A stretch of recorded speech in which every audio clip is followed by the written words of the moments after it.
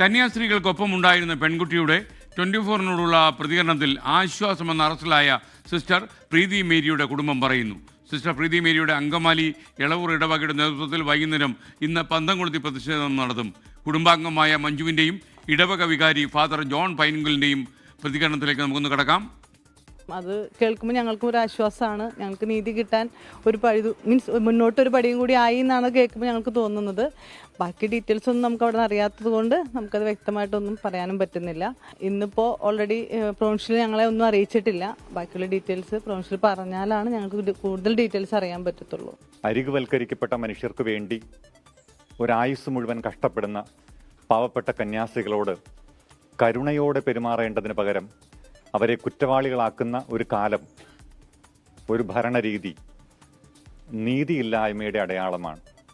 അതുകൊണ്ട് നീതി നടപ്പായി കിട്ടുക തന്നെ വേണം എന്നതാണ് നമ്മുടെ ആവശ്യം. നീതി ഈ പാവപ്പെട്ട കന്യാസ്ത്രീമാരുടെ പക്ഷത്താണെന്ന് നമ്മളെല്ലാവരും തിരിച്ചറിയുന്നു. അങ്ങനെയെങ്കിൽ നിയമം അവരെ സംരക്ഷിക്കുമെന്നാണ് നമ്മൾ പ്രതീക്ഷിക്കുന്നത്. സമ്മർദ്ദങ്ങൾക്ക് മുന്നിൽ ആദ്യത്തെ മൊഴികളിൽ നിന്ന് മാറ്റി ആ കുട്ടികൾ മൊഴി തിരുത്താതിരിക്കട്ടെ എന്ന് നമ്മൾ ആഗ്രഹിക്കുന്നു, പ്രാർത്ഥിക്കുന്നു. MLA റോജി എം ജോണിനൊപ്പം സിസ്റ്റർ പ്രീതി മേരിയുടെ സഹോദരൻ ഛത്തീസ്ഗഡിൽ എത്തി. കന്യാസ്ത്രീയുടെ അറസ്റ്റിൽ പ്രതിഷേധം ഉയരണമെന്ന് മന്ത്രി PA മുഹമ്മദ് റിയാസും പറഞ്ഞു. പരസ്യമായി ഈ രണ്ട് കന്യാസ്ത്രീകളെ ജയിലിലടച്ചതിനെ ന്യായീകരിക്കുന്നതാണ് ട്വീറ്റ്. മനുഷ്യക്കടത്ത് നടന്നുവെന്ന് തോന്നുന്ന നിലയിലേക്കാണ് ഉത്തരവാദിത്തപ്പെട്ട സ്ഥാനത്തിരിക്കുന്നവർ ഇതിനകത്ത് പ്രതികരിച്ചിട്ടുള്ളത്.